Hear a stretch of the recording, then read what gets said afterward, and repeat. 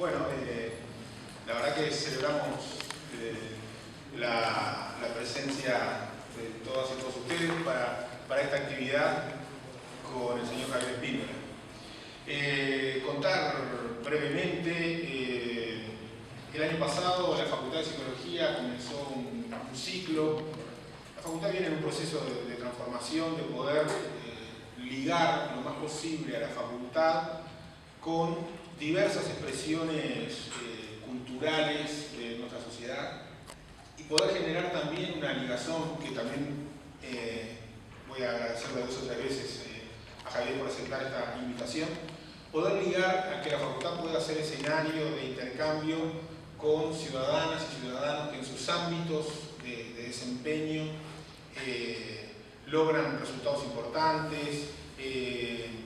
Lograr resultados importantes no es solamente en la lógica de contar las ganadas, aunque en este caso estamos ante un campeón, pero tiene que ver también con compartir experiencias, cómo resolver problemas, cómo resolver situaciones en los más distintos ámbitos. El año pasado comenzamos este ciclo que, en tanto los nuevos campeones de la Liga Uruguaya de Básquetbol acepten, vamos a seguir invitándolos a participar de una conversación, de un intercambio en la facultad con quienes se acerquen.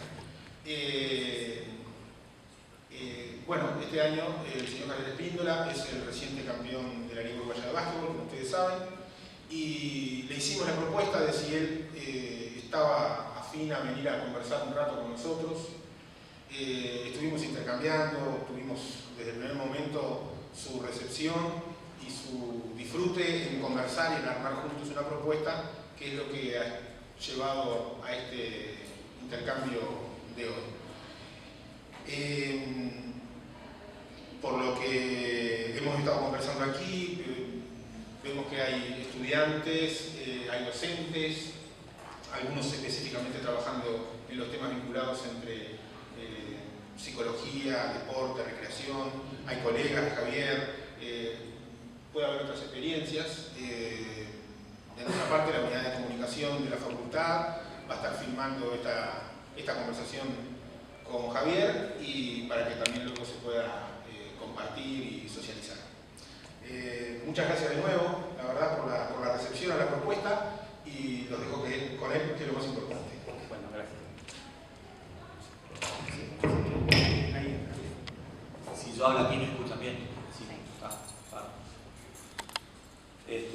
Bueno, primero, buenas tardes, muchísimas gracias por estar aquí, porque sinceramente para mí, cuando me lo plantearon fue, primero, muy grato, y después también un poco removedor en el sentido que uno como entrenador se pregunta con qué cara mirar y hablar de cosas que uno hace obligatoriamente en su día a día como entrenador de alto rendimiento, dentro de una actividad que seguramente ustedes conocen y nosotros no, o por lo menos ustedes han estudiado y estudian y nosotros la llevamos empíricamente en algunas decisiones donde debemos tener que hacer algún tipo de evaluación o de medición o de diagnóstico, digamos, rápido de la situación en función de parámetros que capaz que ustedes manejan profesionalmente y sinceramente nosotros no. Es decir, que es un poco la del tanguero, ¿no? Como la hacemos nosotros. Yo me puse a pensar, incluso le había dicho a la gente con la que nos juntamos, que a mí me parece bueno enlazar desde el principio de cómo empezó la cosa, primero de mi historia como entrenador y después de mi vínculo con la psicología del deporte. Allá yo hace 33 años que trabajo ya como entrenador de primera división, es decir, de alto rendimiento desde hace 33 años. Yo empecé muy chico, mucho antes que ese puntapié inicial en un equipo profesional, como era antes el deporte en nuestro país y el básquetbol específicamente. Era un cuadro de barrio, en todos los barrios había un club y dentro del club había gente que se encargaba de llevar la cantina, gente que se encargaba de, yo qué sé, más o menos arreglar para las obras, a veces un secretario, una cosa así, y después comisiones de gente que trabajaba por el club y desarrollaba cada una de las actividades del club. En el básquetbol no era diferente, en todos los clubes había alguna figura que entendía como su aporte al club el juntar a los niños, entrenarlos, mejorarlos. Ese era el entrenador. En aquella época el entrenador era una especie de autodidacta formado a partir de mucho más del amor al club y de su amor por los niños o por los jóvenes y por la actividad física, dicho así líricamente, que una persona profesionalizada, preparada y mucho menos con una idea del club de desarrollo. Es decir, la idea era todos por todos y todos trabajamos para generar una actividad más de club. En este caso eran clubes de básquetbol. Por supuesto había pseudo especialistas, en muchos casos muy buenos especialistas en formar jugadores que no se sabe muy bien cómo llegaron en aquella época de desarrollo de nuestra profesión a la capacidad de formar jóvenes antes que nada y deportistas también, pero más jóvenes en aquella época, más niños jóvenes, adolescentes formados en actividades colectivas y en el cuidado de una institución que jugadores de básquetbol. Y además algún jugador de básquetbol que finalmente salía de esos equipos de básquetbol, porque el básquetbol era la excusa para toda esa formación integral, donde no podías no bañarte, por ejemplo, porque no te dejaban entrenar, no podías faltar a la merienda compartida o a las cosas que se hacían en conjunto en la cantina del club, donde el cantinero era un poco también el que nos cuidaba todo el día y todo. Yo estoy hablando de esto porque esta es una realidad diferente. Hoy no tenemos esa realidad, hoy no existe quien se bañe en los clubes, hoy no existen los vestuarios muchas veces en los clubes, por lo cual era uno de los lugares donde se quedaban, y en muchos lamentablemente no existen las cantinas tampoco, porque las cantinas han sido juntaderos, factores de generadores de violencia y bueno, un montón de cosas. Es decir, que aquel básquetbol nos generaba a nosotros entrenadores. Yo una vez que con 15, 16 años, uno de esos entrenadores que eran además popes, ídolos para nosotros, me invitó a acompañarlo, a ayudarlo los miércoles y los sábados con los niños más chicos, porque eran muchos que iban al Club Malvin, y bueno, se llamaba Rubén Botani, todavía vive, todavía tengo la suerte de charlar con él, y por el gran respeto que yo tenía por Rubén Botani, lo iba a ayudar. Yo no sabía que había una tarea o una profesión que se llamaba entrenador de básquetbol. Sí sabía que había que decirle sí a ese señor y ayudar. Y bueno, me gustaban los gurises, así empecé trabajando. Aquí tengo un amigo que más tiempo después, Carlos Pasos, un amigo que fue en el mismo rumbo también, pero en el karate, también en el mismo club, y nos tocó de la misma forma. Me consta que haciéndolo a veces por la amistad y por ese concepto que teníamos que había que darle algo al club. Durante un tiempo eso fue así, hasta que un día se fue, lógicamente por edad y por cosas de Rubén Botani, y bueno, ya empecé a trabajar yo, y después un día vino un entrenador profesional de primera que me pidió que lo ayudara, y de pronto me encontré con que era entrenador de básquet. Así fue mi llegada al básquetbol como entrenador. Después vino un año, creo que fue en el año 1979, que vinieron parejas de extranjeros. De golpe el básquetbol amateur pasó a ser profesional de un año para otro, con votaciones, mayoría, gente que se iba de los clubes porque no estaba de acuerdo.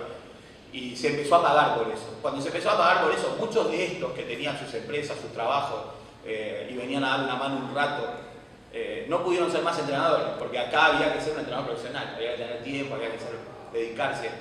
En ese caso entramos nosotros, muchos de nosotros, me recuerdo a Víctor Berardi, a Horacio Gaba, muchos entrenadores jóvenes, yo con 23 años, a dirigir primera división, a cobrar un sueldo por lo que hacía, y todavía no era un entrenador recibido de nada. Después vino aquí un extranjero, dio un curso, después hubo una asimilación ahí en la Comisión Nacional de Educación Física en aquella época, nos preparamos, y yo 2 años después de ya ser entrenador del equipo, recién me aprendí que me podía formar en eso, y que había un método para desarrollar, que había una metodología, que había didáctica, que había una serie de cosas que aprender, que además, por supuesto, también de la formación en cuanto a la parte de entrenamiento, que con los años también uno entiende que la va aprendiendo. Esa fue mi llegada al cargo de entrenador de básquetbol. Cuando ya 2 años después de dirigir, fui al curso ese de la Comisión Nacional de Educación Física en aquella época, que era el curso de entrenadores, hoy sustituido por la Escuela Nacional de Entrenadores de la Federación. Una de las materias era psicología del deporte. Es decir, si yo me estaba encontrando con que ser entrenador requería de estudios, y ya psicología del deporte era como un poco muy fuerte, era un choque que nos presentaban para aquella poca formación que teníamos generalmente, en general, nos abría la cabeza a aspectos ya mucho más complejos de lo que era nuestra profesión. Y había un profesor Lodeiro, que yo comentaba, ya nadie se acuerda del profesor Lodeiro, no sé si vos te acordás, pero los más jóvenes no lo conocen ya, que era, la verdad, hacía que fuera muy interesante la materia esa y que nos interesó muchísimo en el tema, sobre todo a partir de la búsqueda, de generarnos a nosotros la inquietud de ver que en cosas que estábamos haciendo todos los días había cuestiones relacionadas con la psicología, ¿verdad? Es decir, uno se encontró, así como una vez me encontré con que estaba siendo entrenador, me encontré con que totalmente de careta estaba haciendo un poco también una función de diagnóstico psicológico y algún tipo de relacionamiento que buscaba investigar en la psicología de cada uno de los jugadores y en la cuestión del grupo y bueno, una cantidad de series que después a través de ese gran profesor nos permitió investigar. Y después con los años vino aquí también un entrenador español que fue Clifford Luick, un gran jugador norteamericano nacionalizado español de Real Madrid, que después fue entrenador de Real Madrid y de la selección, y que el tipo recuerdo perfectamente que puso en el pizarrón como una gráfica de división de las áreas en las que había que hacer énfasis, ponía, yo qué sé, 10% preparación física, hacía porcentajes y ponía 60% trabajo psicológico del grupo. Y recuerdo que algunos le preguntaban, ¿pero cómo? Y en formativas piensa que no, y decía, es verdad, en formativas hay que cambiar. Y cambiaba el 10 de físico, lo cambiaba por un 15, cambiaba todo, decía, pero el 60 psicológico sigue estando y lo remarcaba. Me quedó también eso, porque realmente uno a través de los años va comprendiendo que sí, que ahí está la dificultad. Incluso hoy yo voy a lo que son las investigaciones en ciencias del deporte y ciencias del ejercicio, porque de aquella época que yo les cuento, hoy estamos en un primer mundo donde hay facultades de ciencias del deporte y facultades de ciencias del ejercicio, y facultades que cobran muy caro y que tienen una cantidad de alumnos, es decir, también tienen la posibilidad de tener muchos alumnos investigando en toda esta temática. Y la gran cuestión, la gran investigación que hay hoy en deportes, que hace que los países que tienen muchísimo más capacidad económica y de medios para el desarrollo de los deportistas, en los deportes individuales son imbatibles. En deportes individuales que no sean de sufrimiento, ojo, hay veces que hay que correr 40 kilómetros, a veces ganan keniata. Pero en deportes individuales, hoy si tenés acceso a todos los elementos que el dinero te permite y a todos los tiempos de trabajo y de selección de material, de detección de talentos, todo como tienen los países centrales, no se les puede ganar. Ellos han detectado cómo ir a cada una de esas cosas en el desarrollo de los deportistas y en la llegada después de un estudio de 3 ciclos olímpicos, hasta que en el tercer ciclo olímpico los tipos explotan y matan. Ahora, nosotros todavía podemos ir y ganarles al fútbol, o le puede ganar Etiopía, o algún equipo de básquetbol, como por ejemplo, no sé, Lituania, que tiene la misma cantidad de habitantes que nosotros. Yo sé que tiene grandote, pero tiene menos habitantes, tiene creo que 2.700.000 Lituania. Y va y gana. Y pasa lo mismo con handball, y pasa lo mismo a veces con rugby. ¿Y por qué? Porque ese 60% evidentemente en los deportes de conjunto es mucho más importante que los laboratorios. Es evidente eso. Y bueno, la búsqueda en ciencia del ejercicio ahora está en detectar las edades de oro para desarrollar la toma de decisiones y en los vínculos entre 2 o más y entre 3. Y ya el mini básquet en Europa se juega de a 3 porque se ha visto que la toma de decisiones participan más jugadores, más cada uno de los jugadores cuando juegan de a 3 que cuando juegan de a 5. Impulso al 3x3 que hay en básquetbol, que hoy la Federación Internacional exige a las federaciones nacionales, el desarrollo del 3x3 está dado por ese descubrimiento que hace que aquel viejo mini básquetbol de 5 contra 5 generalmente hace que todos jueguen para la estrella. Hay una cancha de 10, hay 9 que miran y hay uno que es el que todos queremos, incluyendo su padre, y hoy en día hasta algún agente de basquetbolista que también lamentablemente están queriendo que todos jueguen para eso. Es decir, en el tema colectivo y en el tema del deporte de conjunto, me parece que esa búsqueda en las cabecitas del deportista y en el relacionamiento entre deportistas, me parece que tiene muchísimo más incidencia ya que todo lo que se puede medir, que todo lo que se puede establecer metodológicamente, que todo lo que nos podemos igualar o que todo lo que puedan hacer como desarrollo físico con unas máquinas, para cada una de las figuras que integran un equipo, pero que no logran invadir ese 60% todavía al punto de que un país con más poderío pueda ganarle a uno con menos, sí o sí. Cosa que sí pasa en los 100 metros llanos, o sí pasa en la natación de 200 metros, o en una serie de deportes que son así. Ese es un poco el cuento que yo les quería hacer como introducción a cómo yo llegué a ser entrenador de básquetbol. Y me parece que eso se vincula mucho, no con la llegada de la psicología del deporte al básquetbol de hoy, o al fútbol, o al deporte, pero sí con el psicólogo del deporte.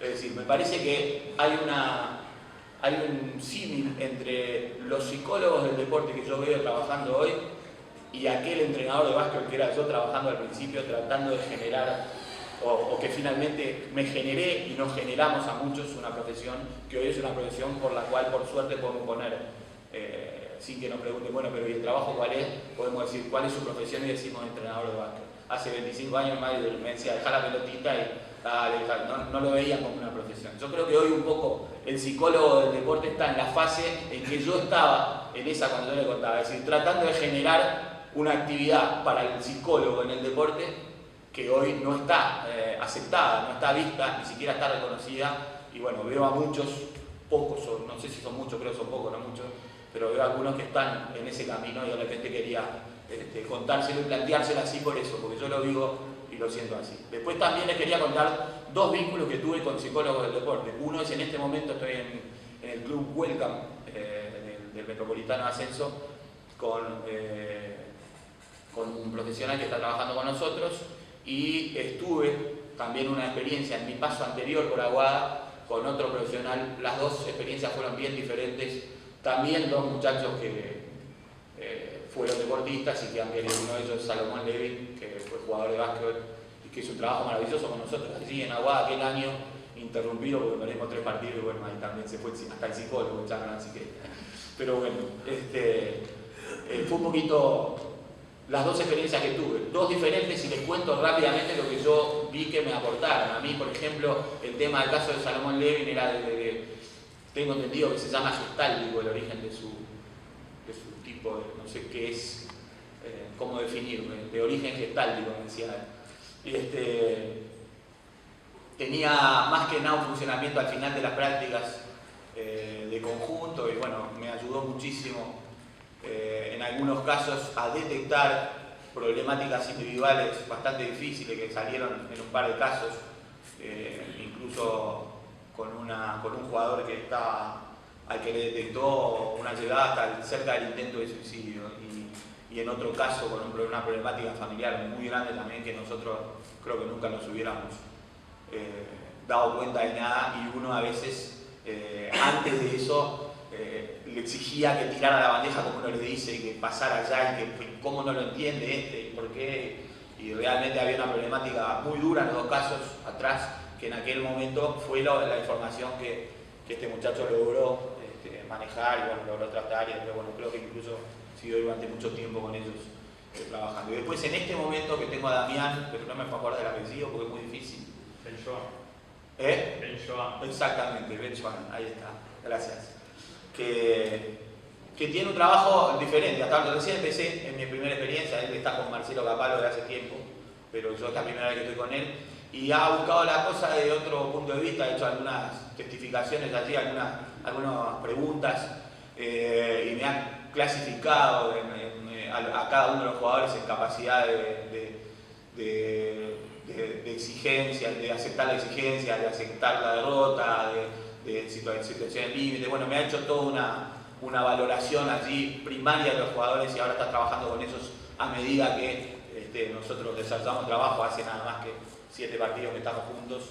Vamos a ver en qué evoluciona esto, pero también me está resultando una experiencia muy interesante y me aporta muchísima información concreta, objetiva, por fuera.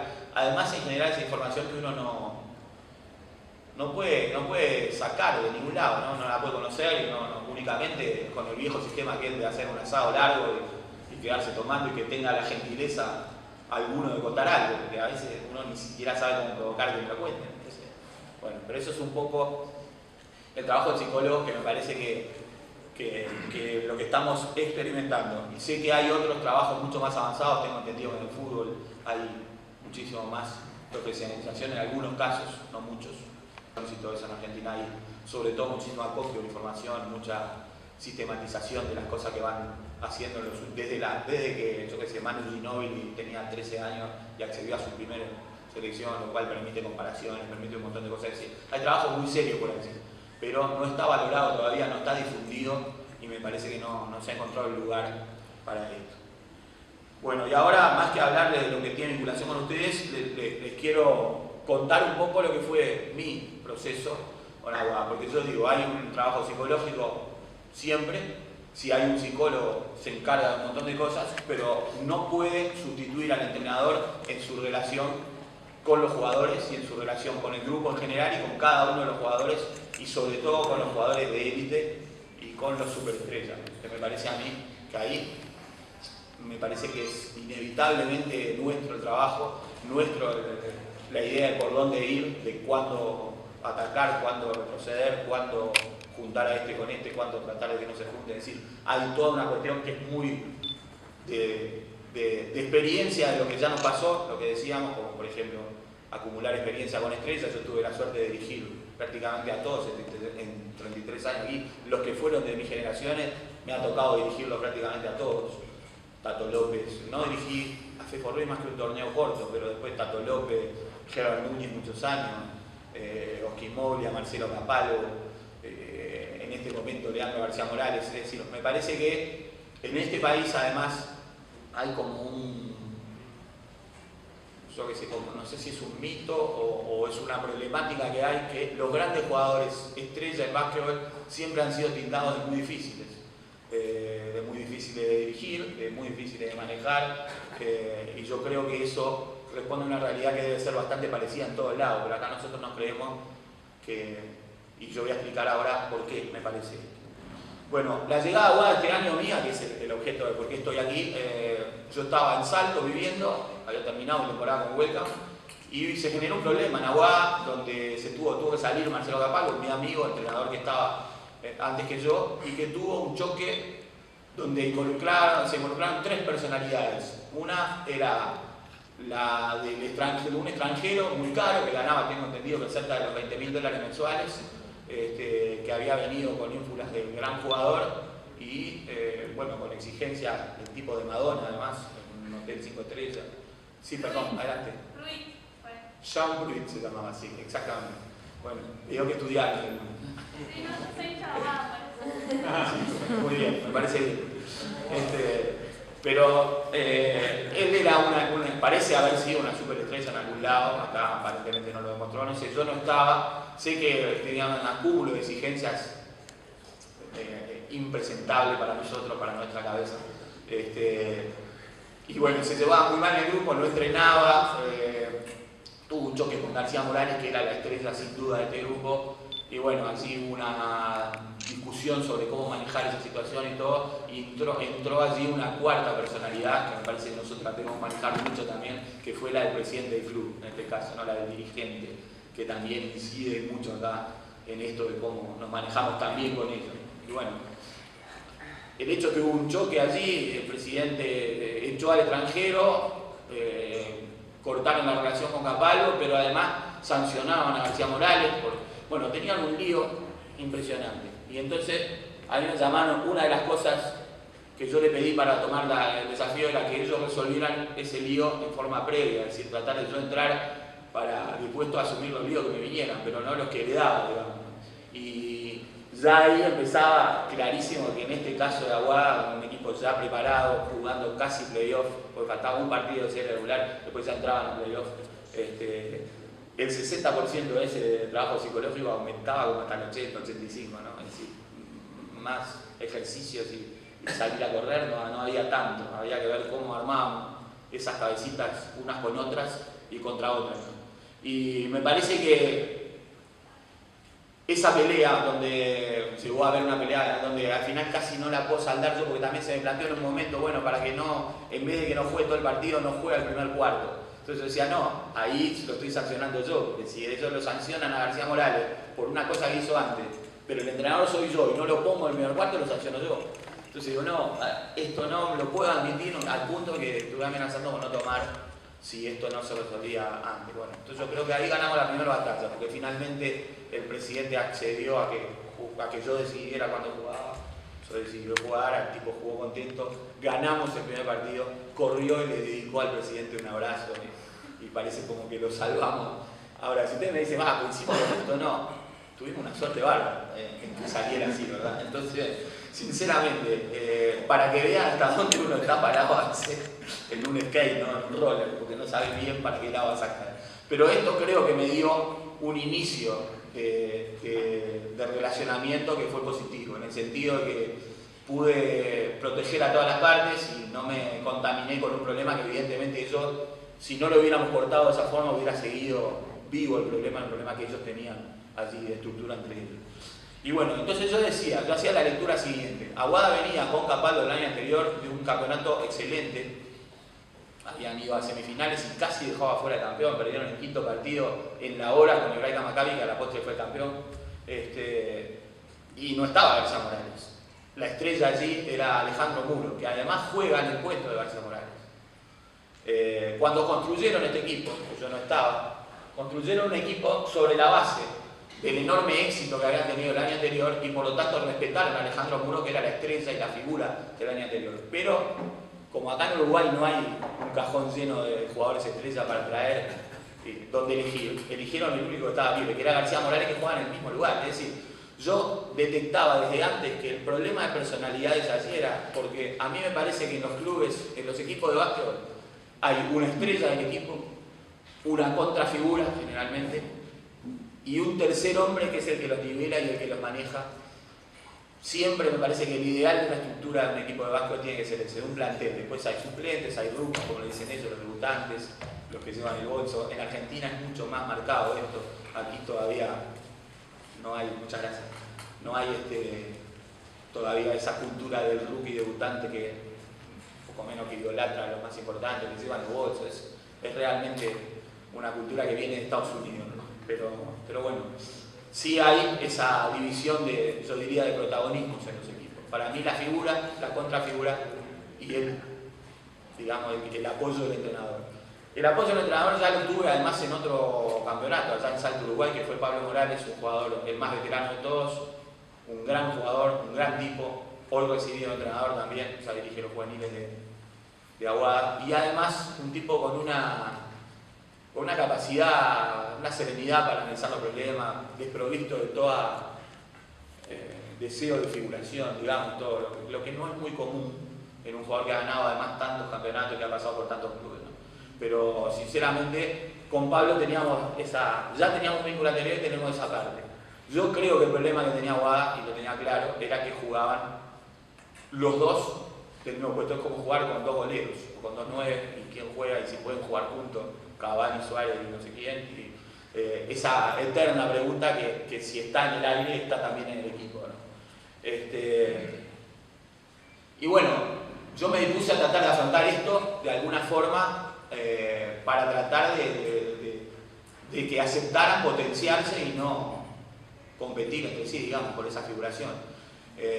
Para mí claramente la figura tenía que ser García Morales y la contrafigura Alejandro Muro, pero sí se aceptaban jugar a veces uno, a veces el otro y solo algún tiempo los dos juntos por ser del mismo puesto, porque además para el hecho de que ellos jugaran más minutos tenía que jugar Pablo Morales también fuera del puesto. Individualmente con García Morales, individualmente con Muro y tratar de mediar entre ellos sin que se juntaran mucho a hablar juntos. Pero perdimos el segundo partido y fuimos al desempate. Entonces dijimos, bueno, acá no tenemos que juntar y tirar el problema arriba de la mesa, digamos. Entonces fue cuando lo tiramos allí el problema, estuvimos hablando un poco, diseñamos algunas formas diferentes de tratar de atacar lo que él muy bien nos había planteado. Fuimos al juego y nos dio resultado de entrada. Después al final nos hicieron sudar y casi no ganan. Pero de entrada nos dio resultado, tuvimos éxito, ganamos con claridad hasta el tercer cuarto, después se nos complicó el final, pero pudimos ganar ese partido y pasar a la primera serie de playoff con Truville. Y allí pasa que en el último partido ese con Olimpia se siente Alejandro Muro Y el primer partido contra Trujillo lo ponemos unos minutos y se siente definitivamente. Y Alejandro Muro no jugó toda la serie contra Trujillo. Ustedes dirán que otra vez volví a tener suerte. Y es así. Pero es así. La verdad que en el problema que tenía planteado tuve muchísima suerte con eso. Ojo, había que ganar sin Alejandro Muro. Por suerte ganamos los 3 partidos. Es decir, que esto permitió, como decimos, que a veces se acomoden las sandías, dicen de cargo, cuando van dando, ¿no? Es decir, un poco nos sacó presión a ese problema, a esa disyuntiva de en qué momento poníamos a uno al otro o cómo jugábamos con uno y con el otro. Y sinceramente creo que liberó mucho a Leandro García Morales, que fue la mejor serie que jugó, y ganamos esos partidos sin problema, lo que nos dio una fortaleza como grupo impresionante. Después vino la serie con Malvin, el primer partido ya estaba Muro listo, nosotros empezamos igual, ya Muro no entraba más jugando, lo cual era una historia que venía en cuestión desde la temporada anterior, ¿verdad? Y durante toda esa temporada. Pero ya nosotros, habiendo ganado la serie con Trujillo, entrábamos con Muro de atrás, lo cual creo que nos permitió resolver esa instancia. Yo estoy seguro que si ellos pudieran escuchar esto lo negarían, ojo, pero porque son cosas que no están manifiestas. Incluso yo creo que ellos no saben que tienen ese problema, pero evidentemente ese es el problema que hay y ese es el trabajo que nosotros tenemos que hacer, resolver cómo encaminarlos y cómo ponerlos. Después vino la serie con Malvin. Malvin era, según decían todos, el candidato que había ganado su cruce con Maccabi y esa era la final anticipada y bueno, iba a ser el campeón. Nosotros tuvimos allí un problema, para mí, clave, que ahí tuvo que salir el resto del equipo. García Morales decía lo mismo, decía la gente. Él al principio pensaba que era difícil ganar a Malvin con la estructura que teníamos de equipo. Lo pensaba y lo manifestaba además. Entonces había como una inseguridad. Allí hubo que hacer crecer mucho al resto del equipo. Creo que el primer partido eso sucedió, los 2 extranjeros nos dieron un plus. Ganamos y empezó a creer también García Morales que podíamos ganar esa serie. Yo no pensé que fuéramos a ganar tan fácil esos 2 primeros partidos, ganamos el segundo también y después vino toda la historia de un cambio extranjero negro, no sé qué, nos ganaron el primer partido, pero había una estructura allí mucho más fácil de armar y bueno, y tuvimos para mí en la serie con Malvin el mejor momento de potenciación de García Morales, Muro, separados y juntos, allí en ese segundo juego que ganamos. En el tercero, aunque lo perdimos, Muro fue muy importante y eso permitió que el juego que quebró la serie, el dúo García Morales-Muro fuera acalambrante. La verdad, ya se habían potenciado, ya jugaban complementándose y ya estaba prácticamente resuelto el partido. Y después viene la serie final, donde todos decían que ahora sí ya estaba. Defensor Sporting no tenía por qué ganarnos, no tenía con qué, ahora ya habíamos pasado y fue al revés. La verdad que ganamos el primero de casualidad en alargue, después sufrimos con los otros, llegamos a estar 3-2 y acá viene el cuento donde yo les quiero hacer mayor énfasis, porque cuando nosotros estuvimos 3-2 abajo, sí, es verdad, sí. 3-2 era ganar 4 partidos y ellos se pusieron 3-2. Y jugamos un día y teníamos 2 días en el medio y volvíamos a jugar el séptimo. Y yo recuerdo que la práctica siguiente a ese partido me llamó el profesor y me dijo que Muro había puesto las sillas en medio para ese Peñarol y quería engancharlo. Y yo le dije que no, que sacara las sillas, que nosotros íbamos a hacer la charla como habíamos planificado al día siguiente. Es decir, yo tengo como norma tratar de procesar el partido que perdemos, si se puede enseguida, y recién después al otro día empezar a hablar de lo que viene, de lo que sigue. ¿Por qué? Porque desde ahora están los que estén viendo la serie de NBA, un partido nunca es igual a otro, pasan cosas por 20 para un lado y después son por 30 para el otro lado. Es decir, no tiene que ver un partido con otro, pero en el imaginario de la gente parece que fuera una continuidad. Entonces, lo que nosotros intentamos hacer es tratar de generar una ruptura entre partido y partido, entre lo que hacemos y lo que hacemos. Si nos ponemos a hablar el día siguiente, vamos a estar hablando de lo que viene en función de la frustración del pasado. Entonces, nos negamos, no lo quisimos hacer, lo separamos en 2 y al otro día fuimos a hablar. Bueno, hubo un cruce bastante duro, bastante importante allí entre entre Muro y García Morales sobre cuestiones de juego nada más.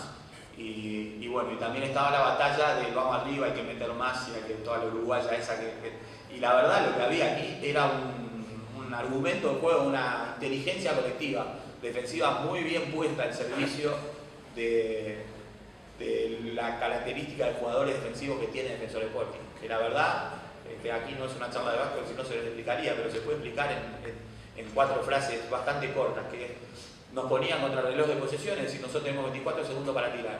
Los bases hacían que demoráramos el traslado de la primera a la segunda cancha 8 a 10 segundos, nos quedaban ya 14 segundos. Y con un amontonamiento grande del lado de García Morales le dejaban 6, 7 segundos a los que no son García Morales para definir. Y nosotros aceptábamos esa propuesta y así pasó durante el partido 5 y el partido 6, que ellos se pusieron 3-2, no, 4 y 5 se pusieron 3-2. Esa propuesta de juego había que cambiar, era eso lo que había que cambiar, no había que meter más, no había que saltar 3 metros de altura porque se saltaban 2 metros y medio, ni decir. Nosotros tendemos siempre a ver esas cosas, pero sinceramente el problema era un problema de juego, de inteligencia de juego. ¿Quién era el que quedaba solo? El base. El base tenía 2 de 9, 2 de 7, en triple, 3 de 9, máximo. Sacamos al base de esa posición para que amontonaran y pusimos a Muro de nuevo. Y acá entra el cambio definitivo, es decir, volvimos a jugar con Muro y García Morales. ¿Por qué? Porque la posición que ellos soltaban para amontonar sobre García Morales, ahora la estaba ocupando Muro. Y el base que se la daba y antes quedaba ahí, lo mandábamos al ángulo, cosa que hubiera que recorrer toda la cancha para abandonarlo. Por ejemplo, para decirles cosas prácticas, yo no quiero que ustedes entiendan de básquet, pero sí para explicarles que lo que había era una cuestión de hechos de juego, ¿verdad? Aquí no hay psicología ninguna. El problema es hacer entender que hay que jugar a esto, que no ver, porque toda la magia que rodea el deporte, parece que hubiera tantas cosas. Bueno, ni que hablar de las cábalas, la que podemos hablar después, pero... y bueno, cambiando eso, con ese protagonismo de Muro, volvió a levantar el equipo, García Morales volvió a liberarse porque ya no le pudieron amontonar gente, fue un goleo infernal de los dos en ese 6º partido y la actuación de García Morales en el 7º. Post charla conmigo en la cual yo le contaba a él, a Leandro, que a veces... Una cosa que dicen, por ejemplo, los entrenadores norteamericanos, que dicen que el que fue una gran figura como jugador, difícilmente puede ser un gran entrenador. Difícilmente, no hay. ¿Por qué? Porque el gran jugador, la figura, no estamos hablando de un jugador de básquet. ¿No? Yo fui jugador de básquet, con todo respeto por los jugadores de básquet, pero yo intenté jugar al básquet y todo. En general todos jugamos, pero los grandes jugadores, dicen, son elogiados día a día. Y cuando pasan a ser entrenadores tienen que acostumbrarse a ser criticados y cuestionados día a día. Y nunca pasa, no lo logran. Son excepciones los que lo logran. Y es verdad, uno mira, yo a veces lo miro en el básquetbol nuestro, y fue el caso de Cato López, de Carlos Reinado, de tantos buenos que no pudieron, de Fefo Ruiz, que no pudieron, intentaron ser entrenadores y no pudieron capaz por eso, pero evidentemente se da eso. En el fútbol, yo que sé, Morena, Pepe Carrasco, no sé, otros. Pero me parece que eso pasa. Y bueno, yo lo traslado un poco al jugador. Yo le decía a Leandro, me parece que es un poco lo que pasa con esos jugadores y por eso lo de la exigencia. Le decía a Leandro García Morales que él no puede pedir o enojarse cuando el resto de jugadores no ven el juego como él. Porque si lo vieran como él, jugarían como él. Es decir, por algo él es mejor. Entonces yo creo que la estrella, uno tiene que convencerlo de que tiene que potenciar a los demás hasta donde puede. Pero no exigirle o enojarse o molestarse porque no ven lo que él ve, porque él ve a veces más cosas que hasta nosotros, los entrenadores. Es una cosa curiosa, pero es así. Yo escuché ahora a Greg Popovich decir que a Manu Ginóbili ya hace años que no lo dirige. Ya hace muchos años que él juega, yo ya no lo dirijo. Y es un poco así, es verdad. Y lo dice un tipo que podría pedir para sí todos los lauros que tuvo, ¿no? Y me parece a mí que eso es un poco la ubicación que uno tiene que buscar de relacionamiento con la estrella, lograr que la estrella potencie a los demás, porque es la única manera además de que los demás lo reconozcan como estrella. Parte de la charla para esos 2 partidos finales yo decía, Defensor Sporting está intentando que nosotros juguemos con los demás, porque si García Morales es el mejor jugador del equipo y no logramos que lo sea en los partidos finales, el éxito es de ellos. Nosotros tenemos que jugar para que él, el cual estamos de acuerdo que él es nuestra estrella. Los demás tienen que aceptar que García Morales es el mejor jugador de este país. Pero tenemos que poner a jugar en los partidos más importantes siendo el mejor. Si no, no vamos a ganar. Si no, el equipo rival está. Y a veces cuesta hacer explícito. Es la estrella. Pero yo creo que me voy a tirar 3 y en este partido el héroe voy a ser yo. Es un poco. Entonces, bueno, en el momento de definición hubo que hacer un trabajo sobre esa parte porque a mí me parece que nosotros era muy importante que lo pusiéramos a la estrella en el lugar de la estrella y a los demás en el lugar de los demás.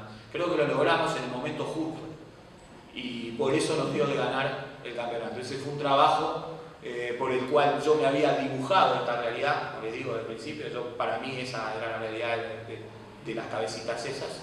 Creo que pude hacer un aporte para que esas cabezas se acomodaran así y lógicamente, si ellos se potencian así y juegan así, demostraron que pueden ser los mejores, fueron los mejores. Los que juegan son ellos y los que hacen esas cosas son ellos. Nosotros apenas podemos tratar de ayudarlos dentro de ese 60% psicológico que decimos a que se acomoden, a que se potencien, a que se toleren, a que se presenten los problemas de la mejor forma posible en aras de buscar una solución y no en aras de buscar una excusa por lo que ya no fue. Y ese es el tipo de trabajo que nosotros hacemos todo el tiempo. Si lo hacemos bien, si lo hacemos mal, yo seguramente les dije cosas que son muy interesantes para ustedes, seguramente les dije disparates, porque son las cosas que uno va haciendo dentro de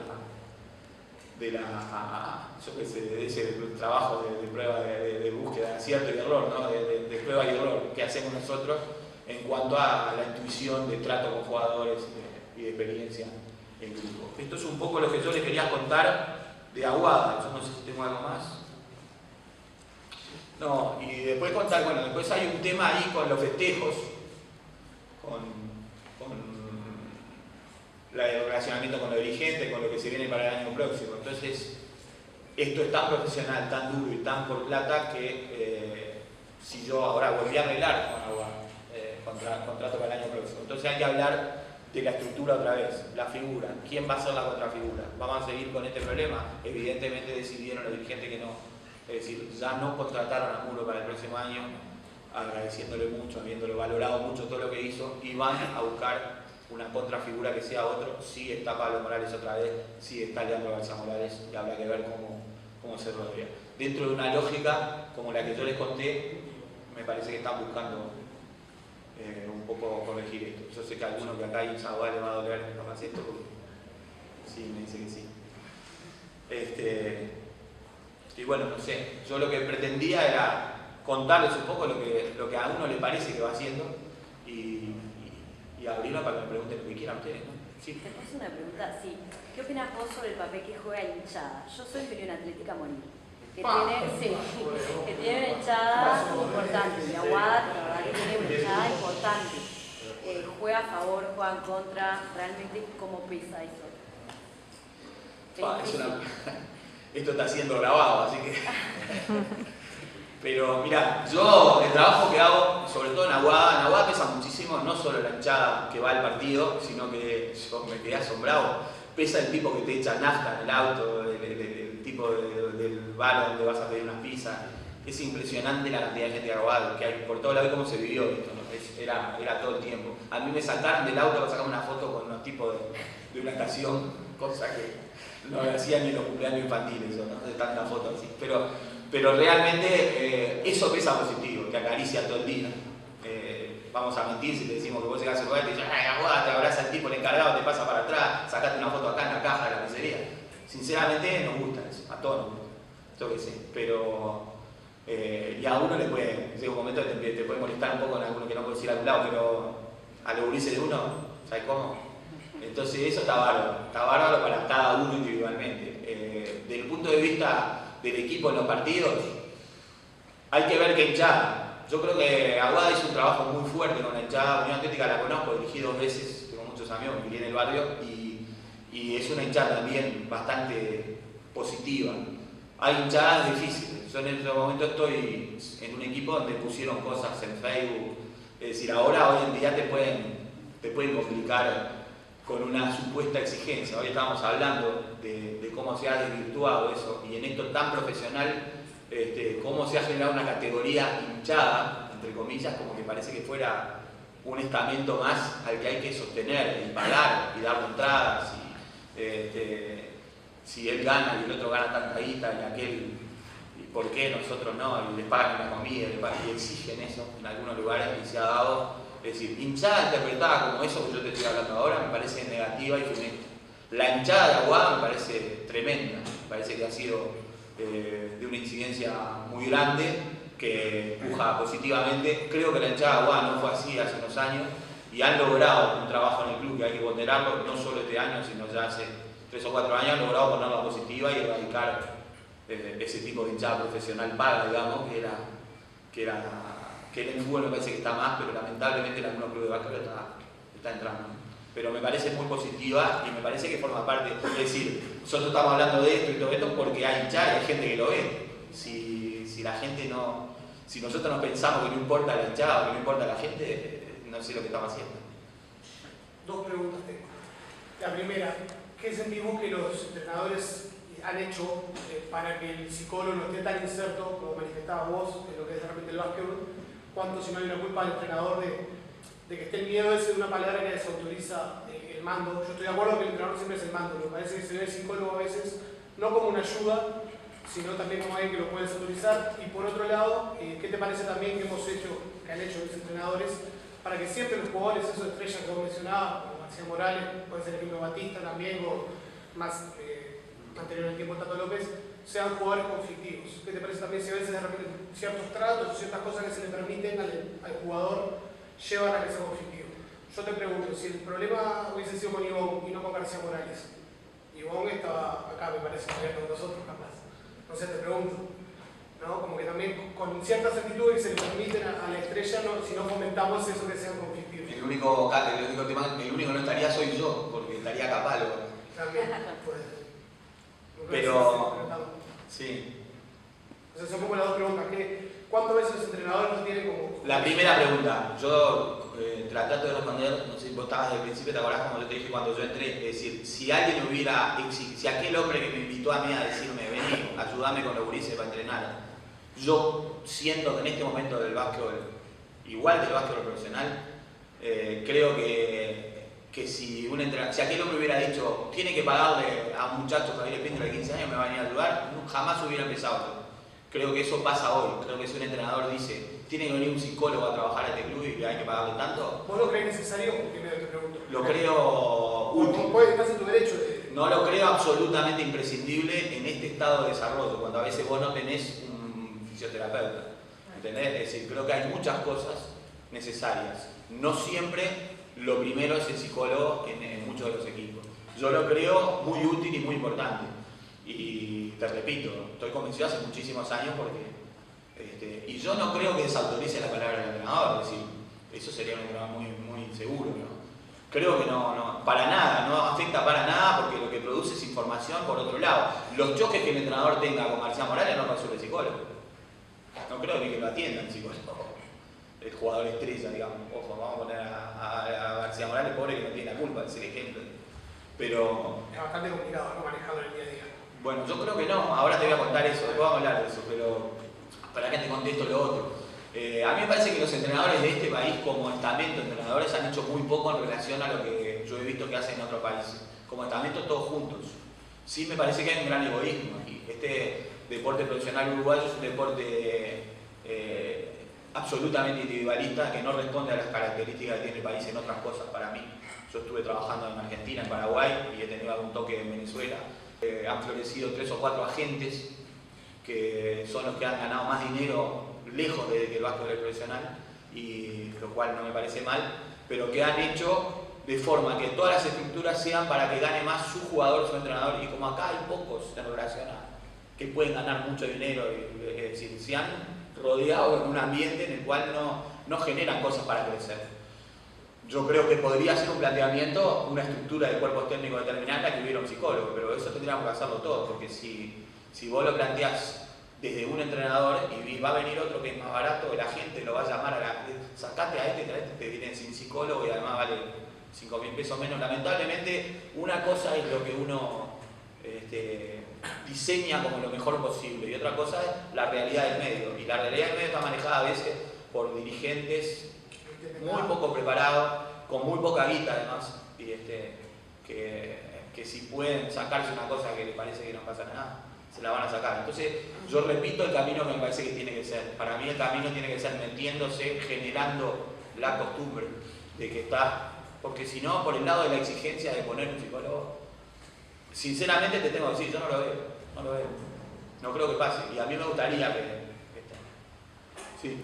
Sí, apuntando un poco más al lado de la formación del básquet o de la formación en general, más en ese papel de docente, ¿vos creés que a ese nivel, habiendo un jugador, un joven, un niño que tiene un nivel más de estrella, o que probablemente a futuro pase a ser una estrella, hay que ponerlo a nivel y que el resto de los compañeros hacérselo saber que hay uno más y corregirlo específicamente y haciendo notar que ese jugador juega mejor, o hay que ponerlos a todos por igual y darles a todos lo mismo, haciendo sentir a ellos que todos juegan?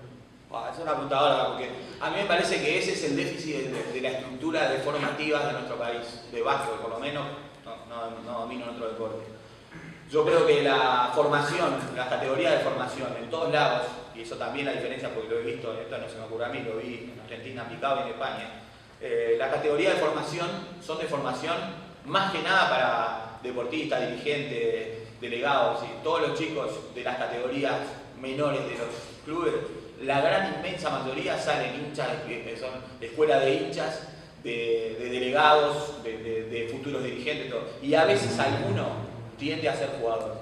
Con la estructura que tenemos nosotros nos damos cuenta de ese jugador diferente muchas veces tarde.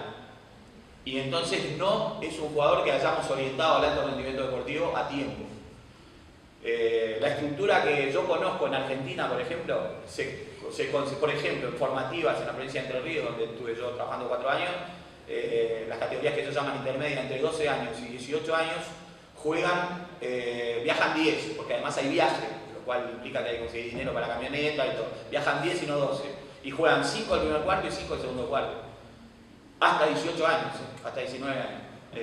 Obligatorio juegan todo lo mismo, después sí juega el que quiere, porque se considera que esa es formación integral, global. Ahora, en ese equipo hay un trabajo con el jugador que consideran por altura o por condiciones propenso a ser un deportista de alto rendimiento. Hay un trabajo aparte que va con el grupo de alto rendimiento del club. En el alto rendimiento deportivo, y un basquetbolista es un atleta como cualquier otro, se considera ya hoy que para que explote el jugador en el alto rendimiento requiere un trabajo que involucra 3 ciclos olímpicos. Es decir, que el tipo que va a explotar siempre 12 años después de que inició su trabajo, su preparación como atleta. Eso como atleta. Yo creo que si un jugador es un atleta orientado al alto rendimiento, en todas las estructuras sociales del primer mundo, sea en Estados Unidos, en Cuba, en Rusia en la época anterior y en esta, en la Alemania democrática de antes y en la Alemania federal, el jugador de alto rendimiento que está orientado al alto rendimiento se saca del grupo y se le da un tratamiento especial, incluso hasta con clases especiales, con horarios especiales, se le facilita. Acá se considera casi un privilegio. A mí me ha tocado dirigir la selección juvenil de Uruguay a un premundial y un mundial, la última vez que fuimos al mundial, que clasificamos en el año 1991, y quedó estudiando un solo jugador de todo el grupo porque no le facilitaban la forma que estuvieran de otra manera. Es decir, para jugar por Uruguay y llegar a un mundial, a los 15 años, Juan Manuel Monteo tuvo que dejar ese año de jugar y seguir. Fue el único que siguió estudiando. Todo lo demás, ninguno estudió más. Como exigencia. Es decir, el país les cobró eso. Entonces yo creo que eso es un tema mucho más trascendente, pero yo sí creo que el deporte es deporte para todos. Y cuando vos quieras orientar a los jugadores al alto rendimiento deportivo, si los detectás, hay que ver cómo los detectamos y cómo los canalizamos aparte. Y no veo mal que los demás sepan que ese tiene una potencialidad aparte. En el caso de los más grandes, generalmente a los 13, 14 años son el peor del grupo. Por eso en este país, con ese deseo de ganar, o esa estructura donde al entrenador de los 14 años le pagan por dirigir a los 14 años, y el tipo quiere ser campeón para que le paguen el año que viene un poquito más, le den un 20% más. Entonces, seguramente no pone al grandote, porque es el grandote entre comillas, grandote bobo, que a esas edades tiene las palancas más desarrolladas, corre mal, se cae, y ese, al final, cuando empieza a jugar, es a los 17, 18 años lo empezamos a atender ahí. Pero ese estaba orientado al rendimiento deportivo de los 12, 13 años. Tiene factores para captarlo hacia el alto rendimiento, orientarlo hacia el alto rendimiento deportivo a los 12 años, antes de los 12 años, donde se puede hasta con una placa y con un sistema predecir la estatura final de él, menos de 12 años. No se hace en este país y me parece que entonces pasa lo que vos decís, que se encuentra un entrenador de formativa ante la disyuntiva. El que tuvo a Capalvo, por ejemplo, yo vi a Capalvo jugar en formativa y jugaba él y los 9 miraban. Le quitaba la pelota, tiraba de nuevo, le quitaba la pelota, tiraba de nuevo, era más rápido, Entonces, la verdad, yo creo que, no sé si te respondo lo que te digo. Sí, pero por lo que yo te lo pregunto, que muchas veces yo me vi en la disyuntiva de preguntar, de decir, bueno, lo pongo último en la fila para que no muestre él y como que todos queden más o menos al mismo nivel, o de verdad sea voluntario y dejo que eso fluya solo y que ellos mismos se den cuenta como que hay a la hora de jugar y a la hora de entrenar hay una secuencia. Yo creo que ahí el entrenador, yo siempre hemos discutido antes eso, ahora tengo un poco más visto en otros países, por eso te digo, pero yo creo que a mí me parece que ahí vos lo que tratás de instaurar una justicia que el deporte no tiene, el deporte es injusto, el deporte tiene condiciones unos y otros no, y eso no se puede cambiar, los entrenadores no lo podemos cambiar eso. Podemos darle enfoques a la actividad para que sea lo más igualitaria posible cuando tiene que ser así. Cuando vos estés desarrollando a jugadores de básquetbol, a ese no tenés que, si es posible, sacar del grupo y hacerlo, ponerlo con su nivel, porque si no, sos injusto con él también, porque él tiene capacidades para más que nosotros. Y me parece a mí, es una opinión. Sí. Tengo dos preguntas que son bastante diferentes. La primera es, ya que contaste de cerrar Argentina, pasar por Venezuela y algún lugar más, es si hay una idiosincrasia del jugador uruguayo, Y la segunda pregunta era, no recuerdo bien en qué partido fue, pero hay un partido que Aguar en el último cuarto le remontan 18 puntos, y otro le remontan 12, se creo que fue Malvin que le remontan 18, y uno o dos más que le remontan 10 o 11 puntos, pero que los 5 minutos del área revierte la situación y da el golpe de gracia y gana. Son las dos preguntas. Ese lado, un poco que pasa en ese último cuarto y que sucede en el alargue, y la otra pregunta es un poco si hay una idiosincrasia del juego uruguayo. Claro. El tema de la idiosincrasia creo que hay de un habitante de un país, ¿no? Pero el jugador me parece que lo que más hay son costumbres arraigadas por una estructura. Por ejemplo, me dicen los extranjeros que juegan acá y juegan en Argentina, dicen que la diferencia es que acá todos los jugadores de básquetbol hablan de fútbol. Me lo decía, ya van 2 extranjeros que me dicen lo mismo. Nosotros llegamos al entrenamiento acá y se habla de fútbol todo el tiempo, Y allá hablan de básquetbol. Esa es una de las diferencias que me dicen. Yo lo que veo es que aquí el jugador se siente,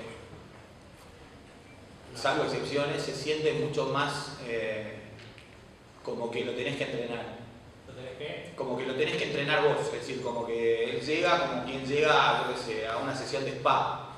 Entonces vos decís cuando empieza qué hay que hacer y si no decís nada y te quedás media hora así, el tipo se queda media hora así. Salvo tomando mate y hablando de fútbol. ¿Entendés? Salvo excepciones, repito, las excepciones son claramente lo que sacan a la cabeza. Se destaca muchísimo. Claro, y yo creo que eso tiene que ver, no con idiosincrasia, porque han dicho así parezco el Pepe que dice que somos garganos. No es porque el tipo sea así, yo creo que es porque aquí hay 16 equipos profesionales de Liga A, por ejemplo. Y no hay jugadores para esos 16 equipos. Entonces los jugadores contratados, un principio que tiene NBA que dice que los jugadores tienen que derramar a las plazas, tienen que pelear. Es decir, en los lugares donde hay más, bueno, en el fútbol acá, la gente pelea por un lugar. En el básquetbol, los dirigentes pelean por el jugador, al revés, se invierte la ecuación. Entonces el jugador tiene 3, 4, 5 ofertas, tiene un agente sentado que se olvide de los... Y cuando no tienen más remedio que llevar a ese, porque no hay otro, hay 5 equipos con dinero para un determinado target de jugador y hay 2 jugadores para ese target. Entonces esa realidad es un tema una vez más para mí de organización deportiva. Sí, incluso observando eso que decías, capaz que incluso en las edades formativas también es absoluta. Exactamente, también. No hay pelea, es decir, aquí no hay pelea, no hay zanahoria tras la cual correr, como decía Leona Nubel en la Liga Nacional Argentina. Es decir, que eso es lo que cambia, que por ejemplo, acá está jugando un extranjero que fue jugador mío en Argentina, que está jugando en Yale ahora, Emilio Domínguez. Yale Mirá. El único. Estamos Montevideo. Emilio Domínguez, el jugador que está en Yale, es de Santa Elena. Es un pueblo en Entre Ríos que tiene, no creo que tenga más de 7.000 habitantes. Pero tiene un equipo y ahí él no jugaba solo al básquet porque no se puede jugar solo al básquet. Ahí hay un equipo que juega no sé qué y uno que lo orientaron, que después lo llevó reclutado a la Unión de Colón, donde estuvo conmigo, que después fue... Eso pasa allá. Acá en Uruguay eso no pasa. Porque no hay hacia dónde ir. Ese tipo en Santa Elena tenía una zanahoria atrás de la cual correr para hacer jugador de básquet en algún lado. Acá en Uruguay un tipo como él no tiene, en cualquier poblado, incluso de más habitantes, más grande, primero en la mayoría no hay tableros, acá no hay para el fútbol salón. Y en otros no, además no tiene camino, no hay equipo que juegue, no hay torneo, no hay... Yo creo que esa es la estructura. Sí. Cambiando un poco de tema, sobre los jugadores que están formándose todavía y entrando ya al nivel de alta competencia y de su educación, ¿cuál sería la forma más eficaz que tendría para seguir formándose y a la vez que están terminando su educación, desde no sé qué año podría estar? ¿Cuál sería el equilibrio que encontrás para formar mejor a ese jugador? La verdad que yo no, es decir, hay dos formas. Una sería un cambio radical de estructura que llevaría muchos años para llegar a lo que es en Estados Unidos. Por ejemplo, en Estados Unidos necesitan las formativas. El jugador en Estados Unidos, y te repito, en Estados Unidos y en Cuba, y dicho esto para que no parezca que son determinados, es en los lugares donde el deporte se enfoca como una actividad educativa y no como una actividad relacionada con la salud, como es un poco la historia de la impronta en este país. El deporte forma parte de la educación y solo podés jugar en Estados Unidos o en Cuba o en la Unión Soviética antes o en Rusia ahora si jugás en una universidad o en preparatoria, no hay clubes. Tenés que ser estudiante para ser basquetbolista. Es más, en un high school el profesor de geografía puede ser el entrenador. No puede haber solo un entrenador. Lo que sería la escuela preparatoria a la universidad en Estados Unidos no puede tener entrenadores de básquet. Son entrenadores, el profesor de geografía, el profesor que además son entrenadores, ¿no? Pero está muy relacionado con exigirlo. Eso es una estructura que tendría que cambiar, que yo no veo el cambio ese largo acá, porque hay una concepción diferente para mí del deporte en nuestros países, no solo en Uruguay, ¿no? De hace siglos.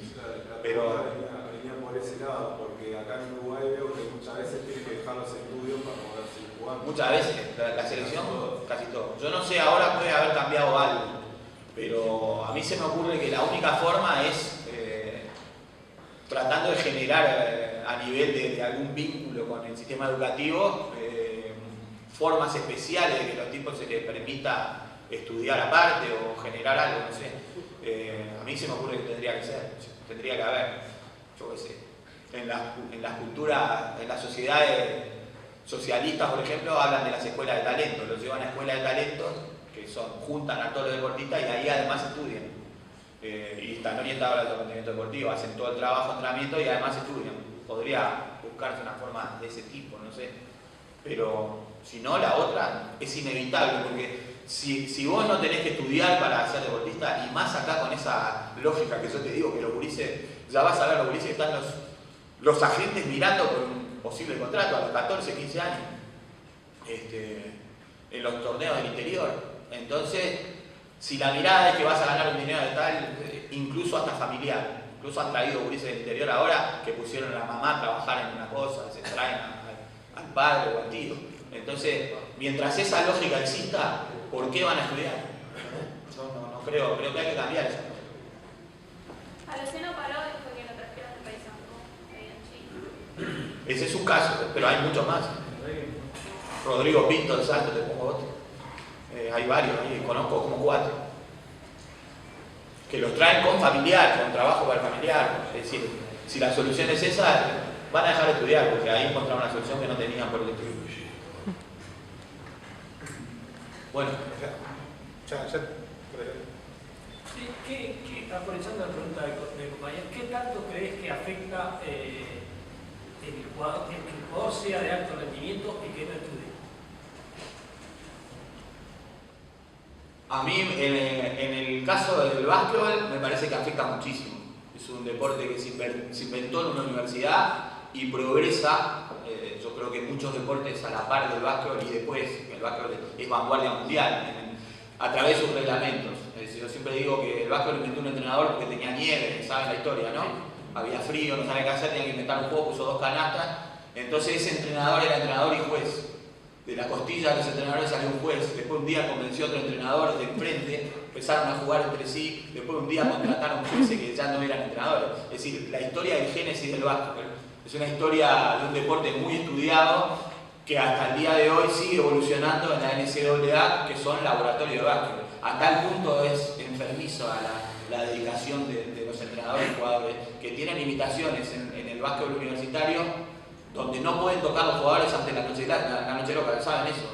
El 23 de octubre o el 26 de octubre creo que es de cada año, recién allí el entrenador puede entrenar al equipo.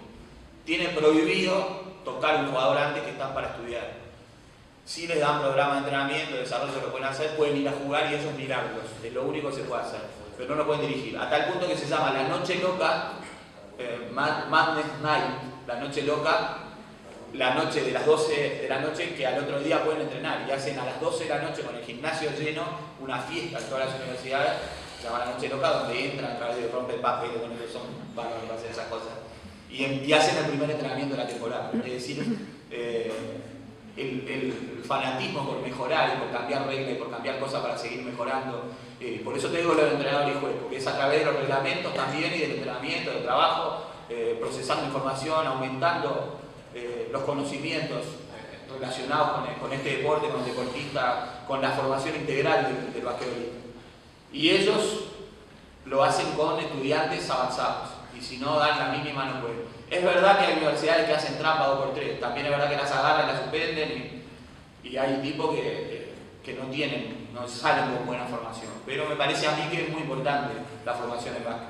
El básquet es un juego cada vez más rápido, bajo mayor presión, que va a ser más rápido porque ya estás viendo que los scores son bajos, igual con 24 segundos de posición, en cualquier momento van a poner 20 segundos, cada vez te obligan a tirar más rápido, y eso, sin preparación no puedes entender lo que va pasando, me parece a mí. Vos me preguntaste para el básquet, me parece además una aberración que jueguen solo al básquet hasta los 30 años, 32 años ganando un dinero que no les deja nada a futuro, excepto 3 figuras cada 10 años, y salen sin ninguna formación, porque entonces además de que los disfrutamos, los gritamos, los insultamos y todavía después quedan muertos de hambre. Nosotros vamos a mirar a otro. Entonces en ese sentido me parece pésimo, ¿no?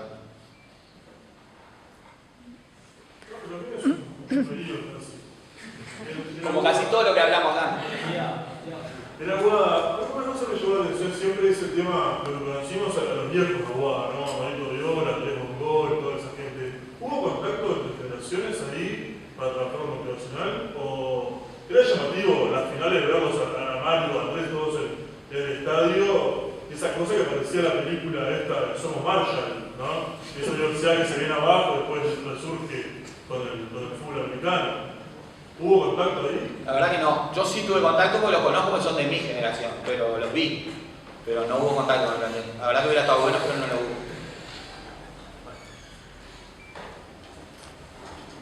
Bueno, entonces. Bueno, felicitaciones primero por la charla y por el campeonato.